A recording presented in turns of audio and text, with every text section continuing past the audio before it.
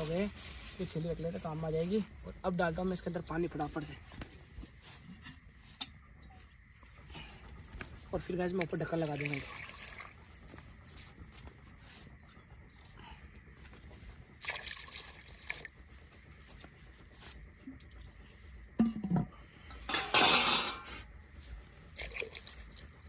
ये गैस मैंने हो गए अंडे पूरे, और ये लगा दिया मैंने ढक्कन, जिससे मेरे अंडे बहुत जल्दी उबल जाएंगे। इससे उबलने के बाद मिलता हूँ आपको फिर से। गाइस उस साइड तो अंडे उबल रहे हैं और मैं अपनी कटिंग कर लेता हूँ यार, प्याज व्याज काट लेता हूँ।